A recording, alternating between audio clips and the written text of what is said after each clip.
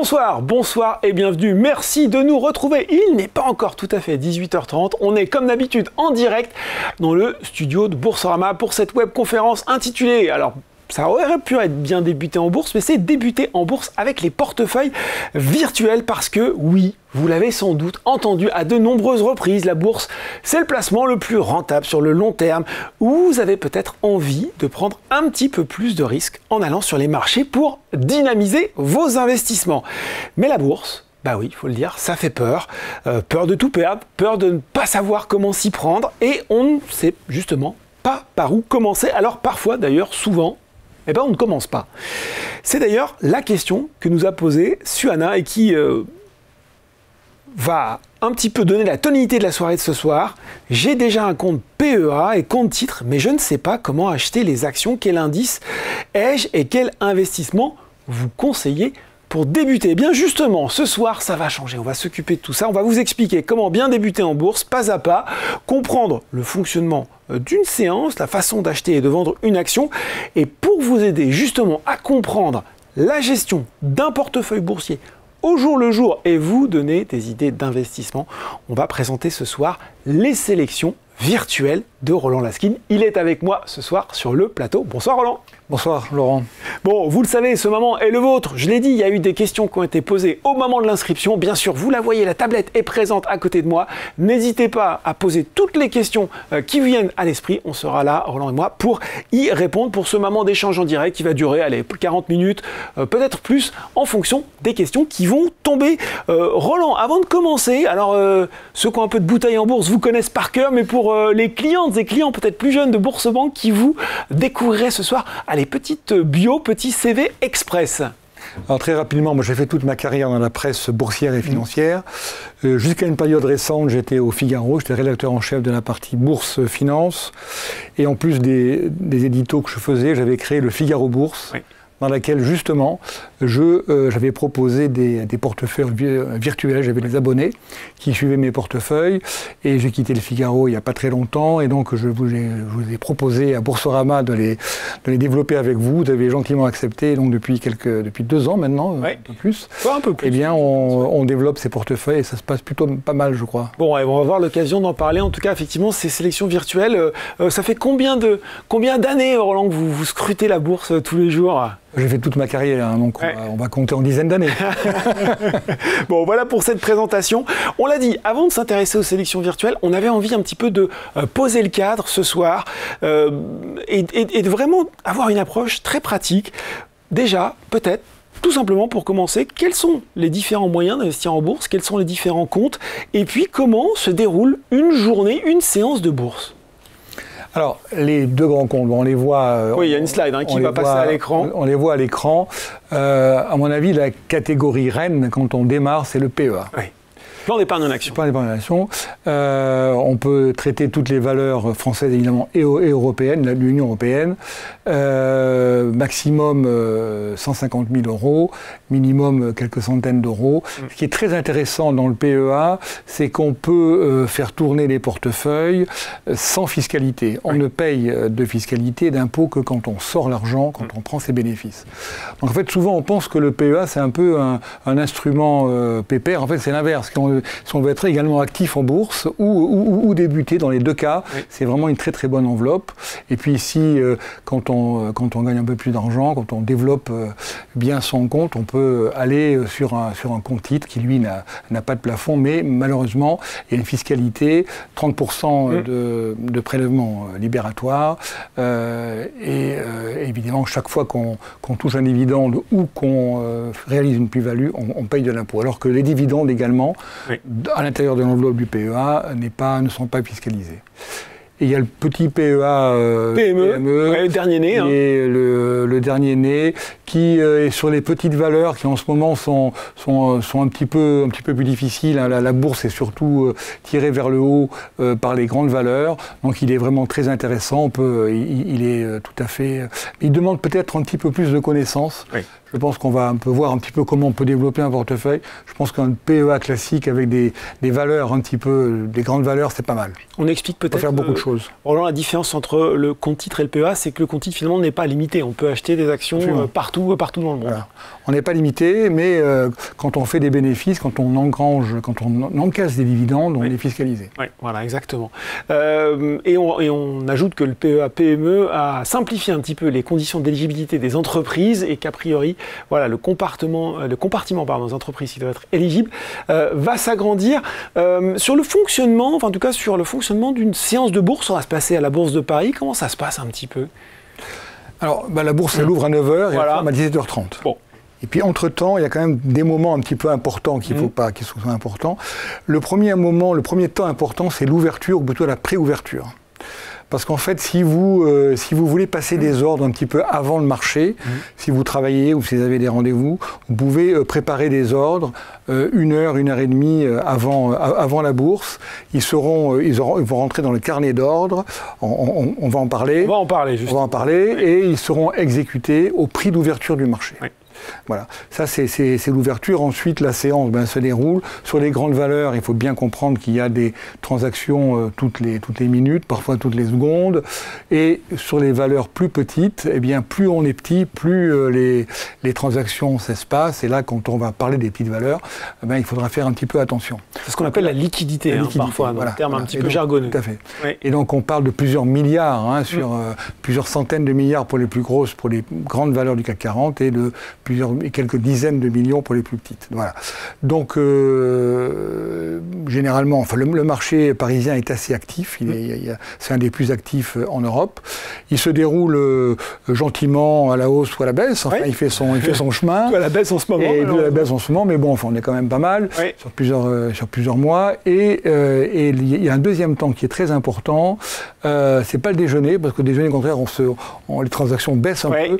Le temps le plus important, c'est l'ouverture de Wall Street. D'accord. Pourquoi? Parce que Wall Street, c'est le marché directeur, c'est lui qui impulse toute la liquidité, qui donne le mouvement, qui donne le là sur tous les marchés. Parfois, le matin, la tendance est un petit peu hésitante. Oui. En tout cas, à Wall Street, ça donne heure française, Roland, ça donne quoi? Alors, 15h30 en ce moment, l'été, et 1 heure de moins, 14h30, c'est bien ça, je me trompe pas, l'hiver. Voilà, exactement. C'est ça. Voilà. Donc aujourd'hui, c'est 15h30, durant tout l'été, les horaires d'été. Et donc, voilà, donc s'il y a un moment que vous pouvez suivre dans la journée, c'est bien un petit coup d'œil sur la tendance sur Wall Street, et là on comprend dans quelle direction va aller le marché. Et puis ensuite, séance généralement active, très active l'après-midi, et parce que Wall Street commence plus tard, et nous on n'a que 2 heures à passer en ce moment avec Wall Street, et donc clôture à 17h30, avec pendant quelques minutes, on peut, avant d'avoir le fixing, si on est un petit peu en retard, on peut essayer de passer quelques ordres, et pendant une dizaine de minutes, ils peuvent être exécutés au cours de clôture. Bon. Voilà pour ce déroulement d'une journée de bourse avec les temps forts à l'ouverture de Wall Street et puis la clôture, le pré-fixing. On va rester plutôt dans la peau d'un investisseur qui va passer son tout premier ordre, et c'est peut-être ça aussi finalement la surprise. Les gens qui ne connaissent pas se retrouvent finalement devant un carnet d'ordre. Déjà, ils ne savent pas forcément comment ça fonctionne. Il y a aussi un type d'ordre à passer, il y a différents types d'ordres qui existent, et là on est perdu. Est-ce qu'on peut apprendre ensemble déjà à lire simplement un carnet d'ordre et voir un petit peu comment tout ça fonctionne? Alors, on va voir un carnet d'ordre. Alors, le carnet d'ordre, effectivement, là on ouvre le capot de la voiture. Hein. Ouais. Donc voilà, on ouvre le capot. Et en même temps, on est obligé d'en passer par là pour acheter ses premières actions. En fait, on voit le cours, on voit un cours de bourse, et puis comment ça se fait, comment on arrive à ce cours d'équilibre. Oui. Et donc, il y a ce qu'on appelle le carnet d'ordre. Alors, là, j'ai montré, par exemple, le carnet d'ordre de L'Oréal. Donc le carnet d'ordre, il y a les meilleures offres à l'achat, les meilleures offres à la vente. Évidemment, à l'achat, on veut toujours acheter un petit peu plus bas, donc les prix sont un peu plus bas, et à la vente, on veut mieux vendre, et les prix sont plus élevés. Ce qu'il faut bien comprendre, c'est que on peut parler de liquidité. Et donc là, on voit le carnet d'ordre d'une valeur qui fait 216-215 milliards d'euros de capitalisation. Donc ça traite toutes les minutes. Et donc l'écart entre les fourchettes, ceux qui veulent acheter et ceux qui veulent vendre, est très très restreint. Ouais. Donc là, on a un carnet d'ordre très liquide et on voit que les fourchettes entre les acheteurs et les vendeurs est assez proche. Si vous vous contentez d'acheter des grandes valeurs, vous restez autour du cours de bourse. On verra ensuite si on peut passer un ordre un peu plus bas. Oui. Mais le carnet d'ordre est très efficient. C'est un peu comme à Wall Street. Il y a très très peu d'écart. Oui. Ce qu'on appelle aussi parfois dans le jargon le fameux spread entre l'achat et la vente. Voilà. Là, on voit, il y a vraiment 10 centimes d'écart entre les acheteurs et les vendeurs. Si on prend une valeur plus petite, donc là, on va passer de 215 milliards à une valeur qui s'appelle Grainvolt. C'est une très bonne valeur, sympathique. Ils font des graines pour les particuliers. Effectivement, ce n'est pas la même capitalisation boursière. On est à 34 milliards. Voilà. Et là, on voit des choses un peu bizarres. On voit par exemple que le cours est à 22,30. Ça, c'est bien. Mais si vous voulez acheter, tiens, c'est bizarre, c'est pas à 22,30, c'est plutôt à 23. Et puis si je veux acheter en quantité, ça c'est la première offre. Oui. Si je veux acheter par quelques dizaines de titres, voire quelques centaines, là, il faut monter 24,40, 24,50, 24,60. Oui. Pour avoir, Donc, en fait, le carnet d'ordre, c'est la confrontation entre ceux qui veulent acheter et ceux qui veulent vendre. Ils sont tous présents avec leurs propositions. Puis à un moment, il y en a un qui cède, clac, au bon niveau. Et au bon niveau, et clac, il y a une transaction et c'est le cours qu'on voit apparaître. Quand c'est liquide, la fourchette est faible, c'est pour ça qu'on parlait de spread faible, là, voilà. Et on va voir quand on va parler des ordres que ce carnet d'ordre est très important parce que selon le type de valeur auquel on a affaire, on ne va pas traiter pareil en bourse. Voilà. Bon, et voilà, déjà précision super intéressante sur le fonctionnement du carnet d'ordre. Et donc, transition toute trouvée, vous l'avez faite vous-même, c'est quel type d'ordre passer. Voilà, j'arrive, je vois à peu près mon cours. Allez, on va dire que j'ai déterminé un petit peu le cours auquel j'aimerais acheter. Alors la quantité, il faut évidemment. Et la quantité, mais justement, expliquez-nous tout ça, tiens. Alors, effectivement, dans le carnet, ça c'est la partie gauche, la partie droite, c'est est-ce que je veux acheter, achat, le cours, je vais mettre, on va parler des ordres, et puis surtout la quantité. Voilà. Donc là, on a toutes les informations. Ensuite, quel type d'ordre, comment on s'y prend? On va présenter peut-être les plus simples, parce qu'il y en a certains qui sont assez complexes. Là, on est dans bien débuter en bourse, on va peut-être parler sur... Pas d'ordre tactique avec plusieurs... On va peut-être les évoquer brièvement, mais peut-être se concentrer sur ceux qu'on connaît le plus, cours limite et l'ordre marché. Alors, en fait, le type d'ordre, ça dépend de ce que vous voulez. Si vous cherchez absolument à avoir un prix intéressant, vous allez travailler vers un type d'ordre qui vous à limite ou avec plusieurs strates. Si vous voulez l'exécution, finalement... Je suis sûr que cette valeur, elle m'intéresse. Elle me plaît, parce qu'il y a un problème, c'est que dans les cours, dans les transactions, dans les ordres limités, vous pouvez être fractionné. Oui. Et donc, on appelle le cours limité, c'est qu'on choisit le cours. Par exemple, je veux acheter, mais à 23,60. À 23, mais la quantité, la première limite, par exemple, elle peut être exercée sur, là, on voit un Grainvolt sur 37 valeurs. Oui. Et si moi, j'en demande 150, je dois passer à l'autre. D'accord. Et donc, ça occasionne des frais. Je pense qu'un client, vous êtes d'accord, un client qui a pas trop de frais, c'est un client heureux et tout le monde est content. Donc, en fait, il faut simplifier. Il faut simplifier les choses. Donc, en fait... Si vous travaillez sur des grandes valeurs, sur L'Oréal, par exemple, si on peut revoir L'Oréal, c'est pas la peine vous avez repéré votre valeur, vous en avez peut-être déjà, vous avez envie de renforcer, vous regardez le cours, et vous mettez au cours du marché. Si vous voulez... Au cours du marché, je suis sûr d'être exécuté, mais je n'ai pas la maîtrise du prix, c'est ça, hein, Roland? Voilà, mais bon, comme je suis sur Boursorama en direct... Oui. Je veux voir que ça me convient. Il y a très peu de chances que, entre le temps où je tape mon ordre et le cours, que ça bouge beaucoup.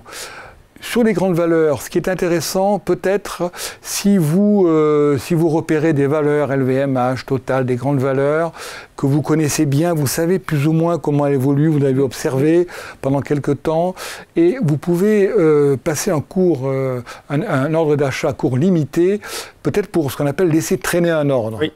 Alors pas traîner pendant 6 mois, parce que ça sert à rien. Une semaine, 10 jours. Donc là, on est à 412. Ben, vous avez remarqué que cette semaine-là, il est souvent revenu à 400, autour de 400. Donc peut-être se mettre à 401. Donc vous passez un ordre limité à 401 avec les quantités que vous avez définies. Oui. Et finalement, comme c'est des grandes valeurs, la quantité, ça va aller. Et si on touche cette limite, ben, vous aurez bien acheté.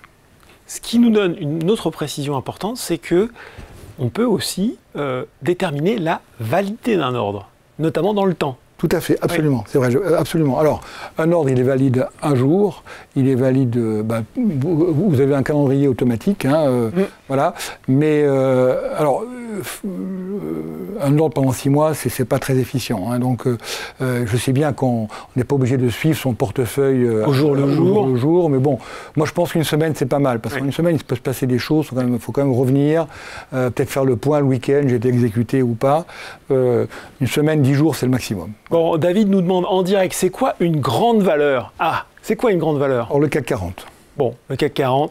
Le CAC 40, là on parle en centaines au départ et après en plusieurs dizaines de milliards d'euros. De capitalisation. Oui. Donc vraiment beaucoup de liquidités, beaucoup de transactions. Oui. Ensuite, il y a le SRD. Pareil, là, on est en plusieurs dizaines plusieurs centaines de millions d'euros, en millions d'euros. Donc voilà, mais les grandes valeurs, c'est plutôt le CAC 40 et les premières grandes valeurs hors CAC 40. Vous pouvez trouver dans votre site là le classement des capitalisations et vous verrez très vite où sont, selon les catégories SRD, SBF 120, où sont les grandes valeurs. Bon, on peut dire à David que ça dépend puisque tout le monde n'est pas d'accord sur la définition, mais que pour beaucoup, quand on est au-delà de 5 milliards d'euros de capitalisation boursière, on commence à rentrer dans les grandes valeurs avec des capitalisations qui peuvent monter beaucoup plus haut, notamment pour les valeurs françaises, LVMH en étant un bon exemple. Voilà pour les grandes valeurs. Alors, bon, on a la durée de validité de l'ordre, on voit, on peut avoir jusqu'à 1 semaine. Et là, on a son action, on vient de l'acheter, on est content, on a suivi vos conseils. En petite précision, là on parlait des grandes valeurs, quand on parle des petites valeurs, alors là, vous oubliez l'ordre de marché. Oui. Surtout si vous passez votre ordre à 12:30 où la bourse est totalement endormie. Un petit peu en train de dormir. Donc surtout, donc le prix, quand on parle du prix de marché, c'est pour des grandes valeurs qui roulent, qui roulent toute la journée. Si vous êtes sur des petites valeurs, mettez une limite et prenez votre temps, repérez bien la valeur. Il ne faut pas mettre une limite délirante complètement. Par rapport au prix d'équilibre. Il faut être assez raisonnable. Mais en fait, plus la valeur est petite, plus elle est volatile. Donc on peut aller jusqu'à 10, 15%. Enfin bon, c'est quand même beaucoup, mais on ne sait jamais. Voilà. Donc, quand on parle de petites valeurs, je vous ai coupé, mais c'est très important de dire toujours une limite. Bon, et on n'oublie pas, on est effectivement sur un webinaire bien débuté en bourse. Giovanni nous dit merci de ne pas parler en sigle. Qu'est-ce que c'est donc que le SRD? Allez, explication express du SRD. Bon, le SRD, c'est ce qui permet de... Alors, service à règlement différé, déjà, pour expliquer le sigle. Voilà, ça permet d'acheter une action aujourd'hui à un prix très très clair et vous le payez à la fin du mois. Et selon l'évolution du cours, eh bien, vous allez, il y aura un appel de fonds ou pas. En tout cas, vous serez réglé, vous paierez vos actions à la fin du mois. Ouais, donc, ça permet d'avoir un pari sur l'évolution d'une action. Est-ce que, Roland, on conseille ça à quelqu'un qui débute ? Non. Peut-être pas, non. Voilà. Et en fait, le SRD finalement, maintenant, est assez peu utilisé. Parce qu'on a d'autres moyens, on pourra utiliser d'autres produits, mais le SRD était très utilisé il y a encore une dizaine d'années, et là maintenant, c'est beaucoup moins utilisé. C'est utilisé par les gérants, qui eux ont intérêt à le faire, mais... quand vous avez un PEA, moi je conseille plutôt de rester au comptant. Oui, surtout pour bien débuter en bourse, mieux vaut effectivement mettre ça pour un peu plus loin dans sa courbe d'apprentissage. En tout cas, sur Boursorama, vous pouvez retrouver toutes les valeurs qui sont éligibles au SRD. Elles sont siglées. Il y a le petit sigle SRD en face de chacune d'entre elles. Et le sigle PEA. Très important. Le sigle aussi PEA pour celles qui sont éligibles au PEA. Roland, on a parlé du fait d'acheter une action. Ça y est, je les ai en portefeuille. Super. Je les regarde évoluer. Est-ce que c'est, question élémentaire, la même mécanique pour les vendre ? Alors c'est pareil, hein, oui. Il y a les mêmes, la séance, elle débute à 9h et à 17h30, oui. On peut acheter et vendre.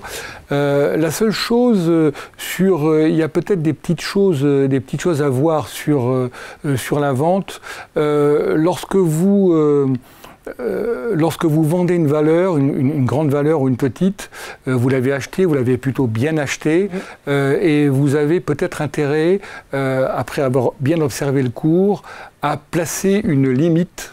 De vente en disant voilà, moi j'ai acheté à 412, moi je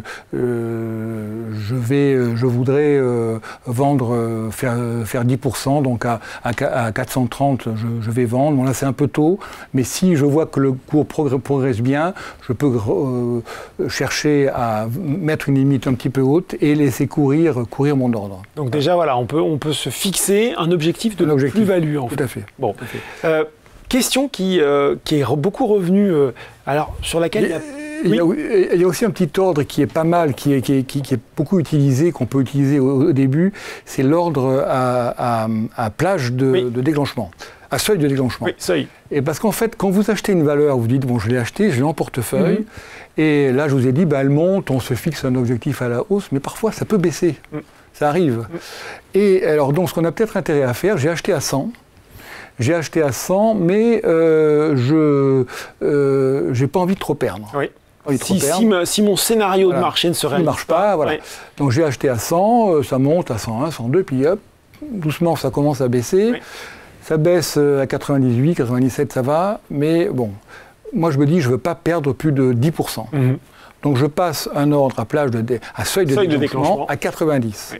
Et donc, c'est une protection pour ne pas se faire embarquer dans des baisses qui, il faut bien le dire, parfois peut être importantes. Donc, alors, mettre un seuil à 10%, enfin, parce que si on le met trop près, évidemment, il peut être franchi, il y a une fluctuation naturelle du marché. Mais bon, 10, 15%, on en parlera, à mon avis, 20%, il faut couper automatiquement, on en reparlera. Ouais. À 20%, il ne faut pas se laisser embarquer plus, mais 10, 15%, c'est un bon, ça s'appelle l'ordre à seuil de déclenchement. Oui. Et donc voilà, si le cours atteint ce seuil, eh bien, absolument. L'action se retrouve à la vente. Question qui est beaucoup revenue, Roland, et sur laquelle il n'y a pas une réponse simple et unique, mais peut-être quelques pistes à donner. Qu'est-ce qui pourrait faire que j'ai envie de vendre une action? Vous en avez déjà un petit peu parlé, hein. Le scénario qui ne se réalise pas, ça c'est un motif. Comment on sait qu'il est temps de vendre, pour le dire simplement? En fait, il n'y a pas de règle. C'est ça. On ne sait pas. Moi, je peux vous expliquer que si vous achetez du LVMH et du L'Oréal, ça monte depuis 10, 15, 20 ans. Non, il ne faut pas vendre puisque ça monte. Mais je peux vous démontrer aussi que la crise du Covid, récemment la période post-électorale, enfin entre la dissolution... moins bon sur le marché du luxe, voilà, tout à fait. Voilà, donc en fait, il n'y a pas de règle. Moi, je pense qu'on peut avoir 3 règles. La première, c'est la règle reine, c'est la belle règle.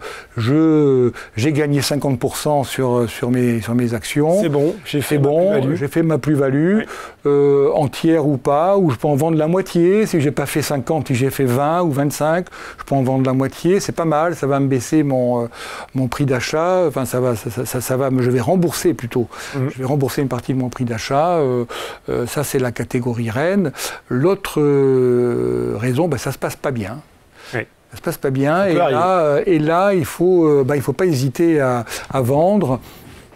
Il y a parfois des situations où les scénarios se réalisent pas, et là il faut vendre. Et surtout si ça se passe vraiment mal, moi dans les portefeuilles j'ai une règle absolue, je ne me laisse jamais embarquer au-delà de 20%. C'est ça. 20%, vous coupez la position. 20% je coupe, et parfois ça baisse et ça remonte. Tant pis, j'ai vendu au moins, parce que la tranquillité c'est vraiment essentiel. Hein, il faut dormir la nuit, on ne fait pas de la bourse pour être stressé du matin au soir. Avec bonne gestion. Voilà. Donc vendre si le scénario n'est pas très bon, on peut alléger si ça ne se passe pas très bien, si on perd 10%. Voilà.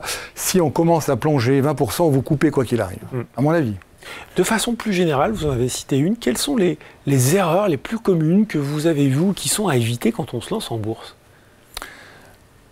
Les horreurs, c'est tous les excès du genre humain.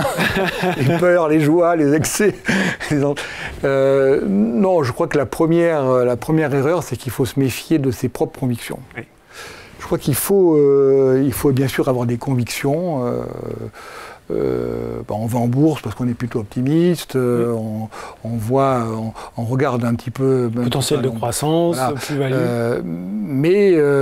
Donc on prend une action, évidemment, ou sur le marché. On peut tomber amoureux de ces actions parfois.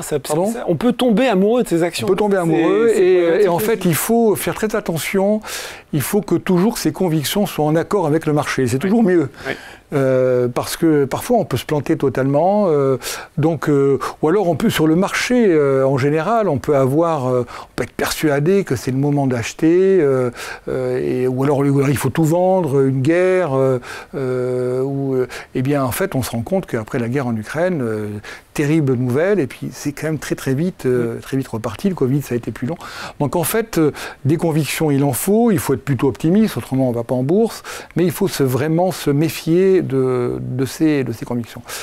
Et puis après, il y a peut-être une autre erreur qu'on peut faire. L'autre erreur classique, c'est vouloir spéculer, gagner très vite à court terme. Ça, c'est le deuxième écueil. En fait, ce dont on parle là, très vite, ça nous amène à voir qui je suis en tant qu'investisseur. En fait, c'est ça la question. Si vous débutez, il vaut mieux débuter avec un esprit un peu long terme. Voilà. Et plus vous êtes aguerri, plus vous aurez envie de spéculer. Mais en règle générale, faire un coup en bourse, ça ne marche pas. Ou si on fait un coup, si ça marche, il faut... Deuxième, peut-être pas. Et en tout cas, il faut suivre. Et l'autre erreur, moi, que j'ai constatée, y compris moi-même dans mon propre portefeuille, c'est qu'on a trouvé vraiment la boîte superbe, quoi. L'idée superbe. Et on a deux exemples que vous connaissez bien, Laurent, c'est DBV Technologies et Carmat. Oui. Excellent. Donc là, vous avez deux très belles valeurs, deux très belles medtech. On explique des sensibilisations à l'allergie pour l'un, c'est DBV, et l'autre c'est Carmat, c'est les prothèses de cœur intégrales. C'est vraiment la vie, donc on est vraiment très enthousiasmé et on met le paquet. Et ça ne se passe pas comme prévu. Ça ne se passe pas comme prévu parce que pour DBV, c'est les allergies importantes à la cacahuète. Hein. Ça peut tuer les enfants, etc. On n'a pas les autorisations au bon moment. Des problèmes très spécifiques. On se souvient aux États-Unis, patch qui n'adhérait pas suffisamment. Un truc qui n'adhérait pas. Et puis les États-Unis, c'est quand même le pays, la catégorie reine. On attend l'homologation, mais non, elle ne vient pas. C'est un petit peu plus long que prévu. Et là, ça baisse beaucoup. Ça peut baisser de 75-80%. Et Carmat, c'est plus des problèmes techniques, des problèmes de trésorerie. On consomme beaucoup de trésorerie. Le processus a été très long pour mettre en place ces produits. Une équipe formidable. Hein. Mais puis des concurrents sont apparus, les systèmes plus légers, etc. Donc en fait, il faut se méfier de la pépite qu'on croit avoir trouvée. Et là, ça rejoint un petit peu ce que je disais, c'est des convictions. Si à un moment, votre belle boîte, là, elle n'est pas suivie par le marché, il y a peut-être un blême, et il faut faire attention. Savoir en prendre... Soitec, pareil. Soitec, c'est une valeur qui fait des puces électroniques sur du silicium. Formidable procédé. On a été les seuls à développer ça, et puis ça ne s'est pas très bien passé, parce que les commandes ne sont pas venues. Finalement, elles sont un peu plus chères que les autres. Voilà.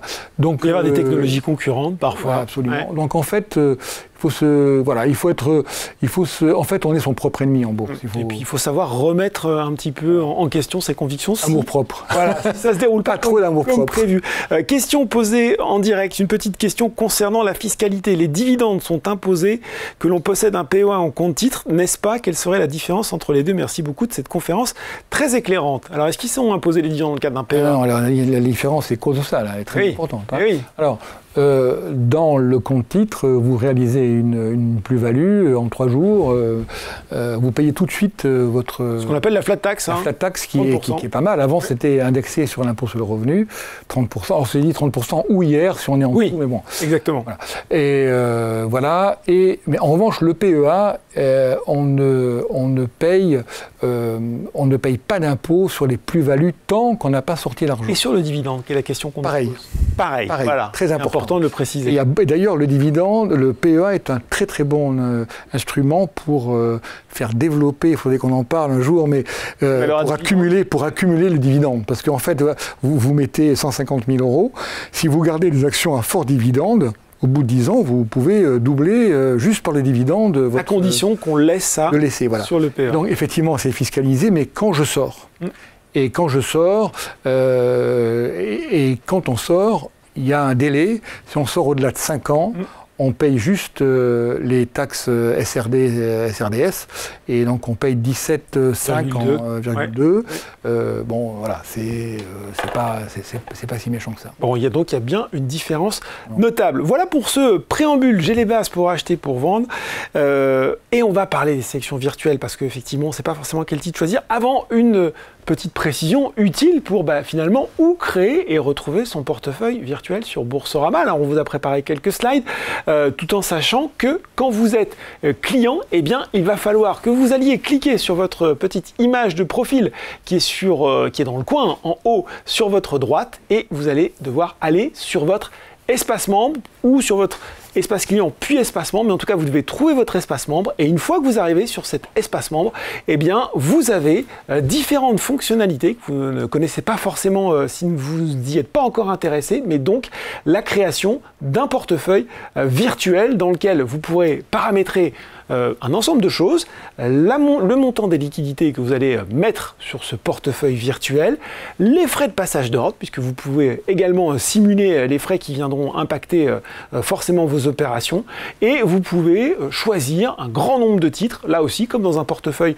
normal, que ce soit des actions, des ETF, des produits de bourse, des fonds. Donc vous pouvez vraiment arriver à une réplication assez fidèle d'un portefeuille réel. Vous pouvez bien sûr en créer plusieurs, vous pouvez tester différents scénarios, avoir des portefeuilles résolument offensifs dans lesquels vous allez faire le choix de titres plus risqués, au contraire mixer différents types de produits. On va voir avec Roland que ça peut avoir un intérêt.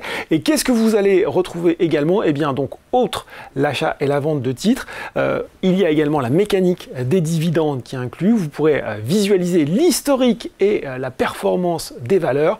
Vous aurez bien sûr accès à l'actualité et aux messages du forum en lien avec les valeurs que vous aurez sélectionnées en portefeuille. Donc ça vous permettra aussi d'avoir des éléments de contexte sur tout ce qui se passe sur la valeur que vous avez choisie.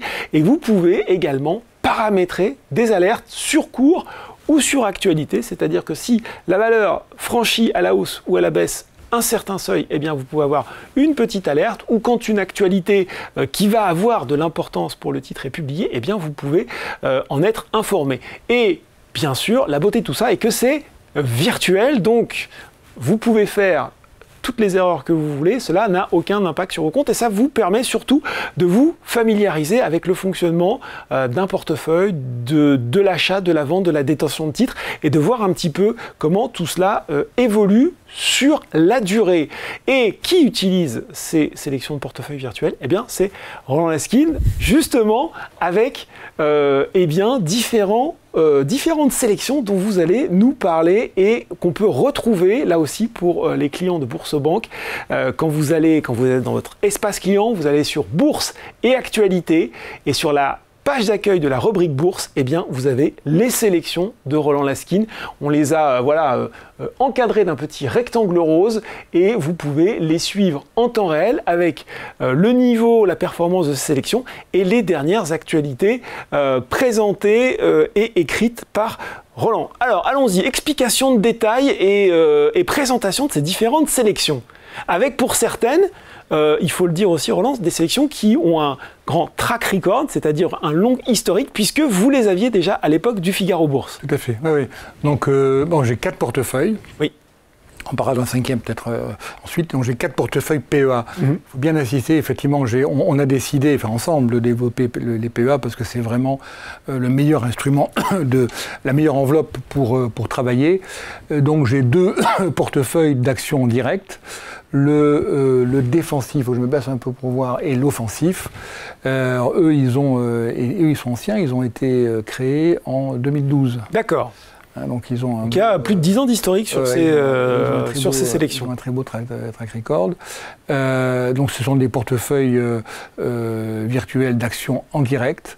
Il y en a un qui est évidemment géré de façon très défensive et l'autre sur lequel je fais assez peu de transactions, sauf nécessité, et l'offensif, action en direct, qui est beaucoup plus agressif et sur lequel je vais sur toutes sortes de valeurs, toujours éligible au PEA et en ce moment un petit peu moins parce que les valeurs, les petites valeurs sont un peu maltraitées, mais je pense que j'espère qu'on va pouvoir revenir sur les petites valeurs. En tout cas, ça c'est le boulot que je fais beaucoup dans l'offensif. Et ensuite, il y a deux portefeuilles de sélection. On est plutôt, parce que ce sont des fonds, un fonds ISR. On explique ISR puisqu'on s'est fait rappeler alors sur l'utilisation de sigle investissement socialement responsable. Voilà. Ou ESG, enfin donc environnement, socialement et responsabilité au niveau du management. C'est bon, on verra les performances, c'est pas mal. Donc là, ce sont des fonds qui sont éligibles et qui sont éligibles aux critères ISG évidemment et au PEA. Et un dernier qui est une sélection de trackers ETF. Monde et qui est pas mal parce que on va pouvoir en parler aussi. On a accès avec le PEA, on peut reconstituer, on peut aller à Wall Street, on peut aller en Chine, on peut aller sur des secteurs, y compris au-delà de l'Europe. On explique rapidement ce que c'est qu'un ETF là aussi pour ne laisser personne de côté. Alors un ETF c'est l'équivalent d'un fonds, sauf qu'il est calqué sur un indice. Un indice de marché, un indice de secteur. Il y a très peu de frais.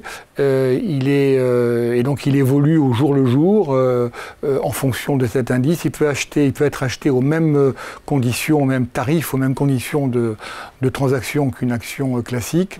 Les grands ETF sont vraiment très liquides. Les plus grands sur le Nasdaq, qui traitent toutes les minutes. Donc si vous restez sur des grands ETF, vous pouvez vraiment diversifier votre portefeuille et au moindre frais.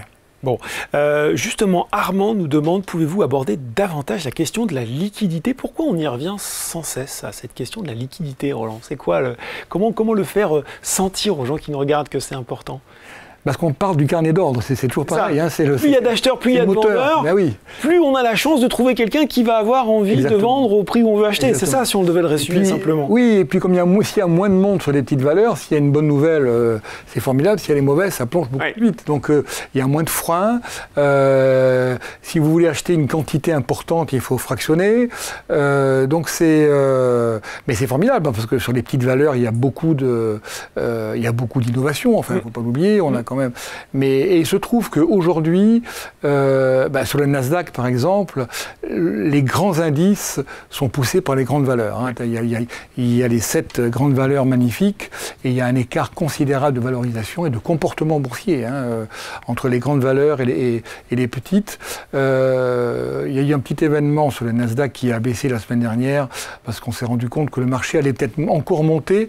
Donc on va arrêter d'acheter celles qui sont les plus chères et enfin il y aura peut-être des affaires à faire sur les valeurs un peu secondaires, mais effectivement la liquidité, la facilité d'achat, c'est très important, la liquidité. Si on regarde maintenant, effectivement, on voit cette slide à l'écran, si on rentre un petit peu dans le détail des performances, qu'est-ce qu'on peut en dire sur ces différentes sélections? Alors on peut peut-être montrer, alors ça ce sont les, voilà.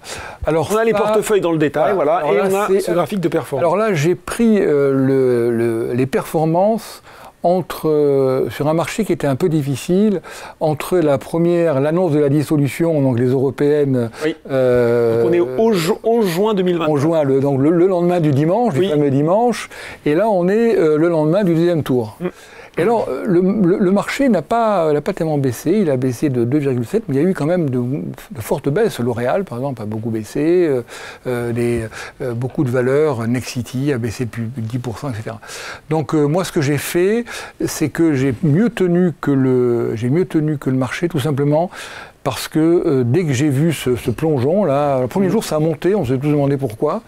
Moi j'avais commencé un petit peu à vendre, alors le second on a tous compris, et moi j'ai vendu beaucoup, et donc ça a permis justement parce que évidemment dans un portefeuille, si on vend, on fait des liquidités, liquidités ça ne bouge pas quand le marché baisse, donc on réduit la surface sensible à l'évolution du marché. Alors quand ça monte, on court après, mais quand ça baisse, c'est très bien parce qu'on arrive à baisser un peu moins. Alors c'est pas des différences énormes, mais enfin quand même, ça a plutôt bien résisté dans cette période de baisse. On peut voir maintenant les performances sur un peu plus long terme. On avait prévu, alors on a prévu un autre portefeuille sur cette période aussi. Également lié à PEA et Monde sur la même durée. Voilà. Alors pareil. Alors moi j'avais beaucoup.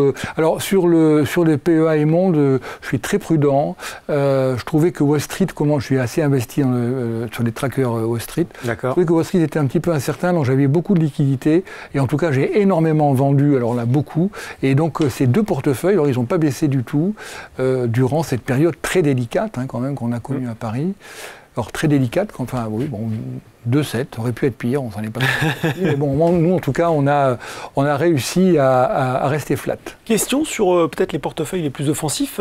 Alors on peut déjà signaler qu'on peut retrouver, puisque vous écrivez chaque semaine effectivement tout l'historique, et puis à la fois les arbitrages, on va dire emblématiques que vous faites au sein des sélections, qui sont commentés au jour le jour, qui sont commentés au jour le jour, puisqu'on avait cette question de Virginie, comment recevoir des conseils avertis et hebdomadaires. Eh bien voilà, vous pouvez regarder sur les sélections de Roland Laskin, vous avez les arbitrages qui sont commentés et vous avez un point de marché hebdomadaire dans lequel vous expliquez un petit peu, vous décryptez ce qui s'est passé dans la semaine. Et cette question, vous l'avez évoquée sur certaines sélections, combien d'arbitrages selon les sélections vous faites en moyenne, Roland ? Et est-ce que les investisseurs, là aussi, peuvent s'en inspirer, puisque c'est souvent une question qu'on se pose. Est-ce qu'il faut, une fois qu'on a fait ses choix, entre guillemets, pardonnez-moi l'expression, laisser dormir? Est-ce qu'il faut se dire que là aussi, en pratique de bonne gestion, il faut quand même faire tourner son portefeuille? Là aussi, on est un peu perdu des fois. Je crois qu'il faut revenir au bon sens. Quand on a un portefeuille défensif, a priori, il est sur des belles valeurs. Moi, je le fais tourner assez peu. Alors là, on est un peu inquiet parce que les valeurs défensives, ça a longtemps été le luxe. Donc là, il a un peu attaqué. Donc j'ai pas mal allégé LVMH. D'accord. La semaine dernière, j'ai beaucoup allégé. Et évidemment, celui qui bouge le plus, c'est l'offensif. Là, sur l'offensif, je peux faire 7, 8, 9, 10 parfois arbitrage dans le mois. D'accord. Sur le monde, sur l'ISR, pardon, là je bouge assez peu parce que ce sont quand je bouge, c'est plutôt pour réduire l'exposition. Quand le marché a plutôt tendance à monter, j'augmente la surface investie. Et sur le monde, je fais pareil, mais sur le monde, je fais des arbitrages entre différents marchés. Je suis très présent, notamment sur Wall Street, donc là je suis vraiment ça comme le lait sur le feu. Je suis présent en Europe sur le secteur des technos.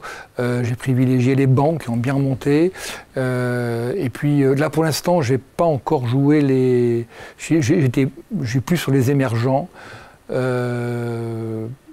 Je pense que je vais revenir un petit peu peut-être sur les émergents, peut-être sur l'Asie, que j'ai laissé tomber, qui ont remonté, que j'ai pas attrapé comme je voulais. Bon, on le dit, la bourse, ce sont aussi des performances sur le long terme. Et justement, est-ce qu'on peut regarder ce que donnent les performances de ces sélections virtuelles sur le long terme, justement? Alors là, on est sur 5 ans. Donc voilà, on a de bonnes performances, 33 pour l'offensif, c'est un portefeuille qui bataille beaucoup, donc parfois quand on bataille, normalement ça devrait quand même pas trop mal marcher. Donc 33% sur 5 ans, le défensif pratiquement 29%. Alors on le voit, il faut le préciser Roland, c'est la courbe bleue, et on voit quand même qu'effectivement là il y a bataille si je puis dire avec le CAC 40, mais que quand on regarde sur la durée, c'est une sélection qui a longtemps surperformé le CAC 40. Et là sur 5 ans, je fais pas le CAC 40. Mais là, on a un CAC 40 qui est quand même très très fort. Oui. Je fais pas le CAC 40, mais je fais 33%, c'est pas mal. C'est honorable.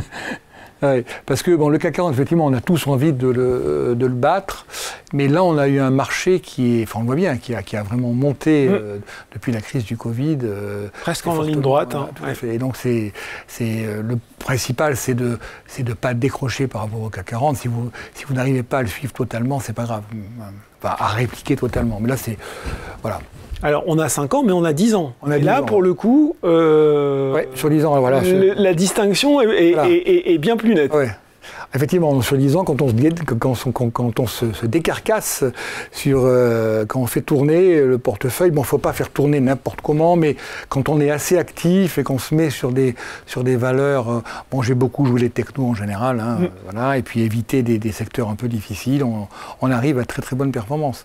128%, c'est quand même, on a doublé plus un quart, hein, c'est quand même énorme. Vous l'avez évoqué, ce sont quoi vos convictions du moment, notamment sur l'offensif, Roland, sur le marché? Alors j'ai beaucoup été sur toutes les sélections sur les technos. Oui. Et là, j'ai beaucoup, dans la remontée du marché, avec les taux qui montaient, j'ai joué les banques. Oui. C'était pas mal, les banques. Et là, je m'en méfie un petit peu, notamment avec ce qui se passe après les élections. Plus d'incertitude, voilà, notamment sur les marchés domestiques. Voilà, ouais. Un peu d'incertitude. Donc en fait, je suis revenu... je parle plutôt de l'offensif, parce que sur le défensif... moins de mouvement, on l'a dit. Moins de mouvement. Je suis revenu sur des valeurs, des belles valeurs, Saint-Gobain, Michelin, j'ai pris du Renault, du Stellantis, j'ai pris du Engie, voilà, donc j'ai un peu laissé tomber les ST Micro, les Capgemini, la Pharma, c'est un peu difficile en ce moment. Donc en fait, le sentiment que j'avais, c'est que, je pense que c'est encore le cas, il y a beaucoup de retard sur les valeurs traditionnelles, les secteurs classiques, la voiture, le bâtiment, les transports, j'ai pris du Jetlink, ex-Eurotunnel. Ex-Eurotunnel, voilà. Donc je suis revenu à des valeurs assez classiques. Vous pensez qu'il y a un potentiel de rattrapage là-dessus? Mais ça s'est fait déjà, et je pense qu'il n'est pas totalement... il n'est pas totalement épuisé.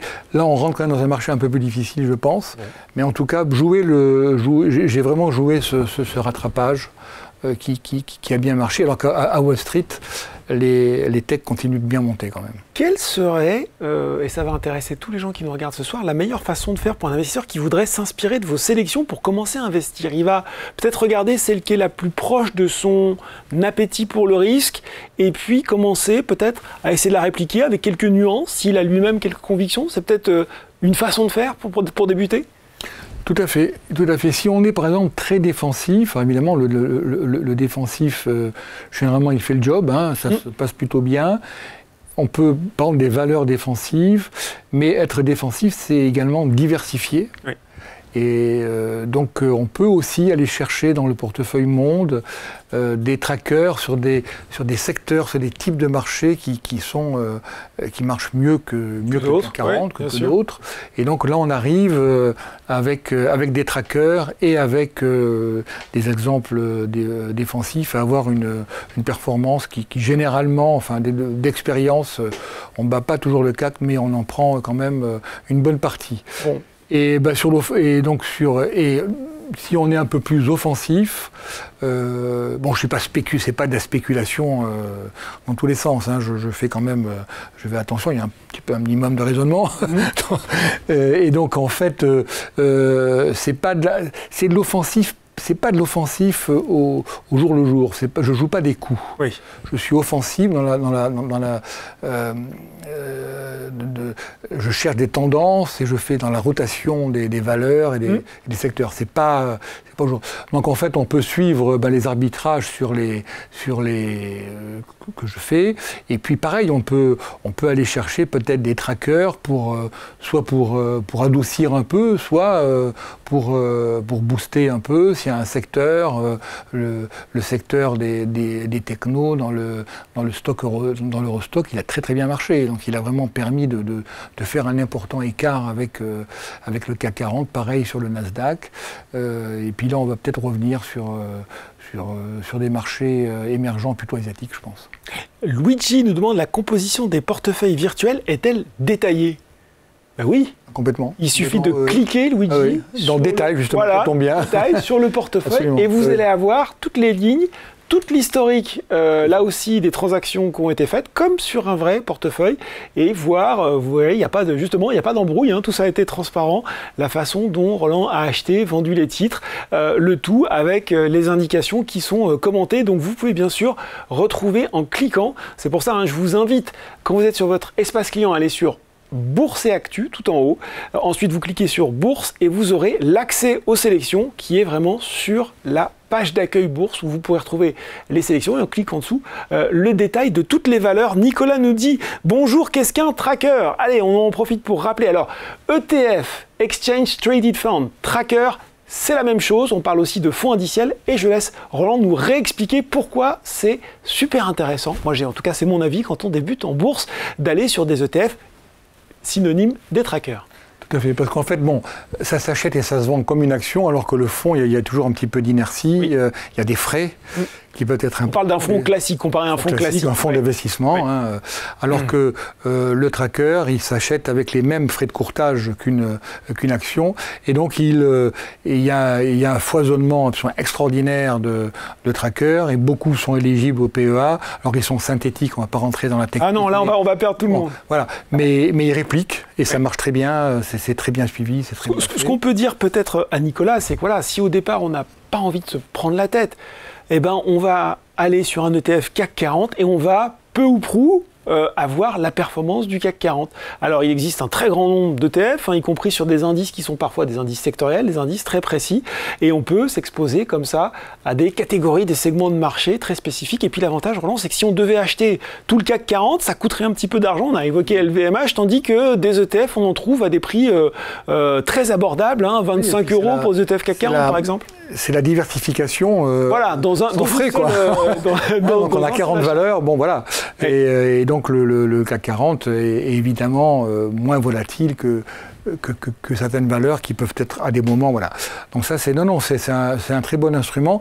Il faut des convictions quand même, hein, c'est bien pas bon. Oui. Parce que même suivre le CAC 40, c'est un choix. Enfin bon, est-ce que j'accélère, est-ce que j'en mets plus, bon. Mais effectivement, c'est une manière aussi de diversifier. Mais je pense qu'on peut mixer, on peut avoir un portefeuille composé de valeurs, et puis si on est passionné par les valeurs techno, ben, on peut prendre voilà, ou bien des valeurs pétrolières, elles sont pas toujours PEA, mais voilà, on peut aller chercher des trackers très spécifiques, ou la médecine, ou le secteur bancaire qui est très volatile, mais quand il reprend, comme il est très faiblement valorisé, qui repart bien. Potentiel de plus-value qui est important. Et Nicolas, si vous êtes client Boursorama, eh bien vous avez accès à une large sélection d'ETF iShares. Donc iShares, c'est la marque de BlackRock, avec 0 € de frais de courtage. Dans l'offre Bourse Markets, Roland le disait tout à l'heure, moins de frais, bah, ça fait aussi plus de performance. JM nous demande combien de lignes, tiens, justement, pour une bonne diversification. Est-ce que là aussi, il y a un nombre d'airains, un chiffre magique, ou en tout cas un seuil à ne pas dépasser? Ah! Il n'y a pas de règle, mais évidemment, si vous avez 50 lignes, vous savez plus où vous en êtes. C'est quand même un peu compliqué, Roland. Oui. Non, je pense qu'une douzaine de lignes, c'est pas mal. Une douzaine de lignes, oui, 12-15. Oui. Sur le marché, quand on est défensif, on peut être plus concentré, mais oui, 12-15, oui. 12-15. Franchement, à la fin, à moins d'y passer tout son temps... c'est impossible à suivre. Mais on peut oublier, même. J'ai oublié cette valeur, j'ai pas fait gaffe, donc je pense que 10, 12 valeurs, 15, si on est un petit peu... Voilà, c'est parfait. Aurélien nous dit, faut-il se diversifier justement ou bien rester sur les mêmes valeurs? Alors, ceux qui suivent les webinaires Boursorama, diversifier, c'est quand même un mot qui revient souvent et pour de bonnes raisons. Ah oui. Alors les mêmes valeurs... Il faut voir ce qu'on entend par les mêmes valeurs. Hein, oui. Voilà, parce que bon, enfin, on a dit au début que il y a beaucoup de gens qui s'expliquent, mais non, il ne faut jamais vendre puisque les belles valeurs montent toujours. Oui, oui. Donc ça dépend, oui, ça dépend un petit peu des valeurs. Mais c'est vrai que la diversification, surtout quand les marchés sont un petit peu difficiles, là on sort. Il faut quand même comprendre qu'on sort d'une très très belle période. On a eu 25 ans de hausse formidable. Le Covid, maintenant, on l'a à peine vu. Enfin donc peut-être qu'on va avoir un marché pas du tout mauvais, mais plus heurté, donc c'est bien de diversifier. Bien de diversifier parce qu'on se dit, vous l'avez dit très justement, Roland, que tous les marchés au niveau mondial ne performent pas de la même façon et que quand certains sont un peu plus à la peine, on voit que ça a été un peu compliqué pour l'Europe, alors qu'aux États-Unis, on a assisté sur les dernières semaines à des records, records pour le Nasdaq, pour le S&P 500 en clôture, ils ont continué à monter. Ah oui. Donc être un petit peu trop concentré, c'est risquer de passer à côté des des facteurs de hausse qui peuvent soutenir la performance globale d'un portefeuille. Peut-on basculer un portefeuille virtuel en portefeuille actif? Eh bien non. Pas encore, désolé, c'est quelque chose auquel on réfléchit, mais ce n'est pas possible pour le moment. Il faudra le reconstruire, si je puis dire, en réel, mais vous aurez déjà une bonne source avec ce portefeuille virtuel qui est présent, mais il n'y a pas un petit bouton qui vous permettrait de transférer un portefeuille virtuel en portefeuille réel. Ce n'est pas le cas pour le moment chez Boursorama. Mercredi nous demande, peut-on voir les portefeuilles virtuels des autres membres? Eh bien, c'est possible pour peu qu'il ait accepté, car c'est un paramètre que vous pouvez régler. Certains sont visibles et d'autres ne le sont pas. Donc ça dépend véritablement de ce qu'accepte de faire chacun des clients ou des membres de Boursorama. Tiens, question importante, et oui, on ne l'a pas évoqué. Combien de PEA peut-on posséder? Alors, c'est pas comme l'assurance vie. Non, c'est pas comme c'est une enveloppe fiscale très intéressante, oui. Donc elle est limitée. Dans un foyer fiscal, c'est 1 par personne. Donc bon, si vous êtes monsieur, madame, ça fait 2 PEA, et c'est pas mal, ça fait 300 000 euros. Plus si on rajoute en plus le PEA, PME éventuellement. Et alors, si vous avez des enfants qui sont dans le foyer fiscal et majeurs, ils peuvent avoir un PEA également. Bon, voilà, mais c'est 1 par personne. Pour le dire simplement, on ne peut pas ouvrir autant pas par foyer, c'est par personne. Voilà, exactement, qu'on le souhaiterait. C'est vraiment une très bonne porte d'entrée pour la bourse. Oui, c'est ça. Et je pense qu'on ne le dit pas assez, effectivement, que le plan d'épargne en action, c'est peut-être la meilleure enveloppe, là aussi, pour bien débuter l'investissement.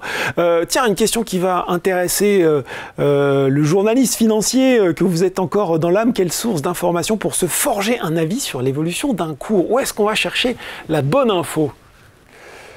Alors, quel type de source on va chercher d'ailleurs? Ça, c'est un peu une autre question. Mais... Alors, la première info, c'est le cours. Oui. Parce que le cours, c'est une information formidable. Le cours, c'est la rencontre oui, mais Roland, vous savez comme moi, oui, le cours est soufflé, c'est surévalué, ça n'arrête pas de monter, on ne sait pas pourquoi. Ou à l'inverse, cette valeur est géniale, je ne comprends pas qu'elle vaille autant. Donc, il y a autre chose. Qu'est-ce que vous allez chercher dans l'appréciation d'une valeur?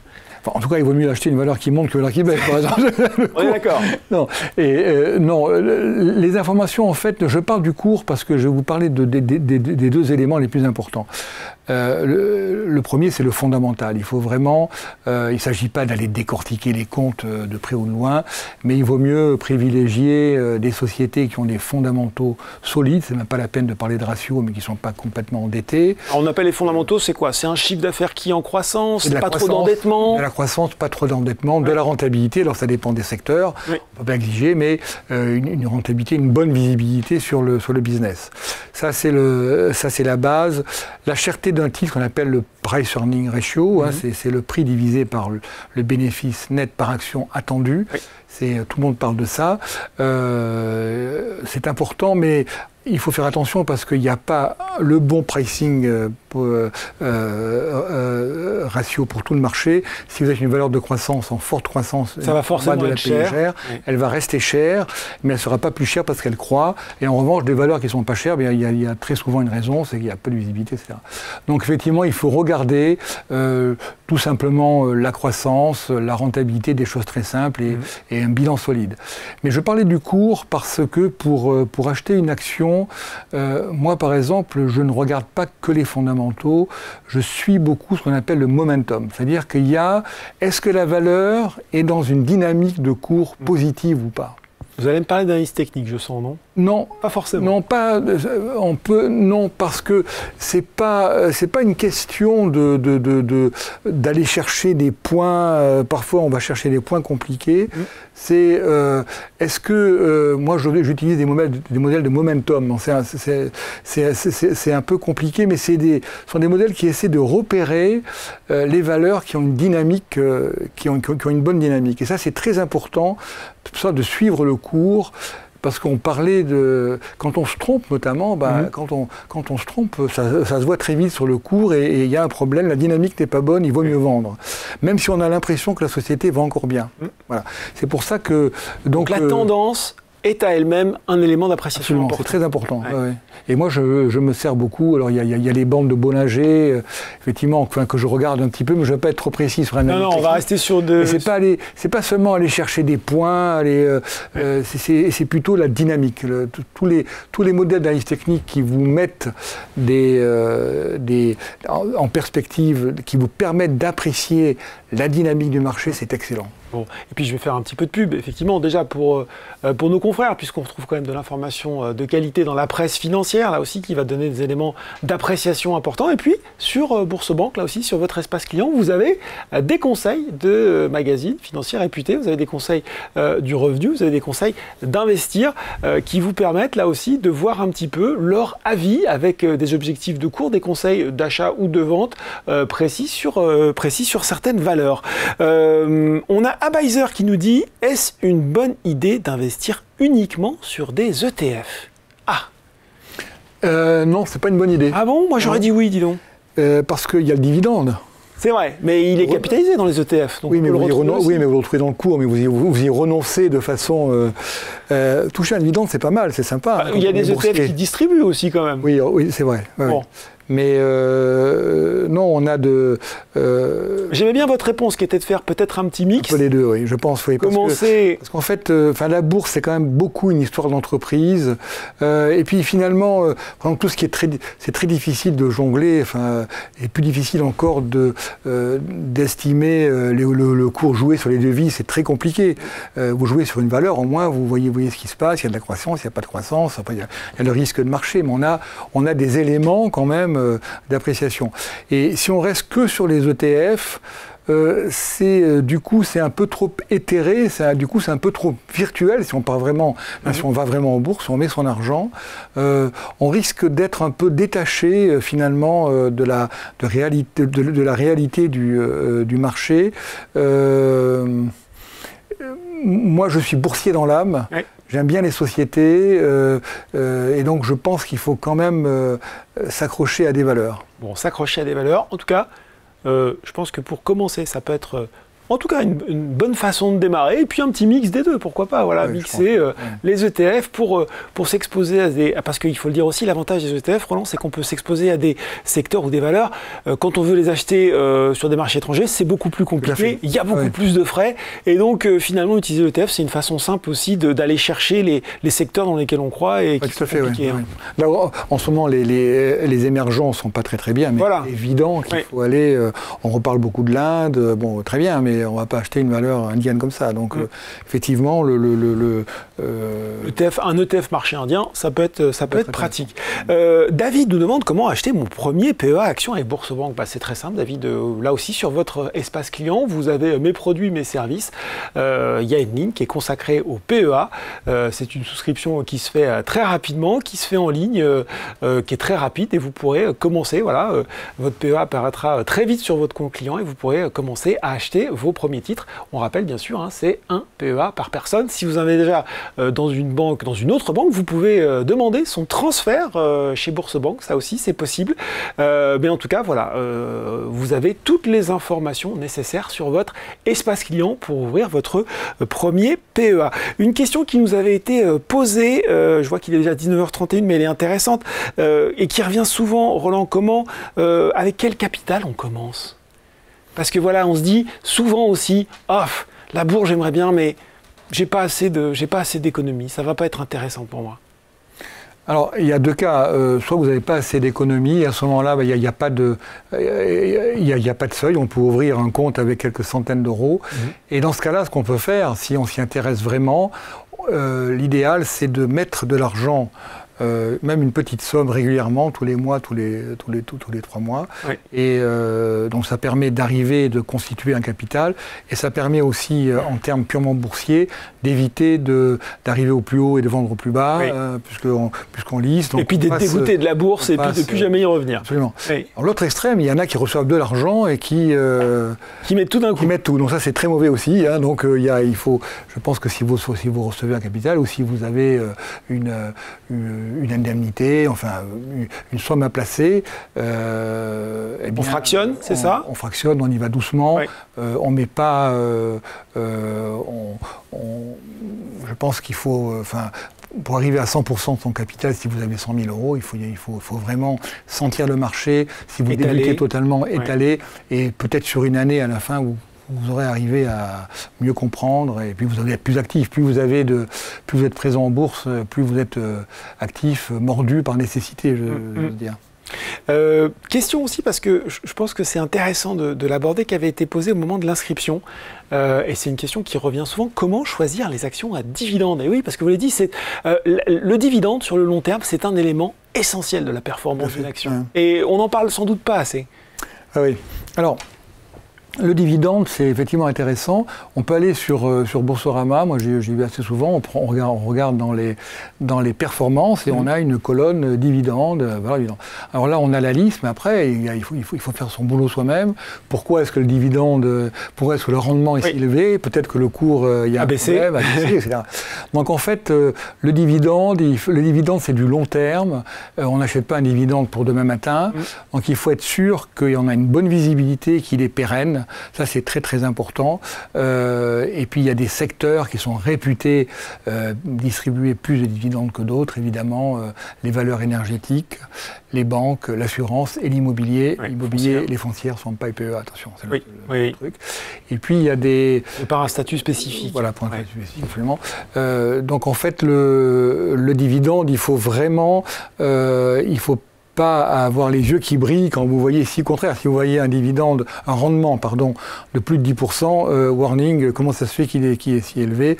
On sait que dans l'énergie, on est à 4, 5, 6, au-delà, il faut se poser des questions. Pareil pour l'ensemble des valeurs. Donc en fait... Explique peut-être, Roland, pour les gens qui se demandent, mais attends, pourquoi il parle de rendement dividende?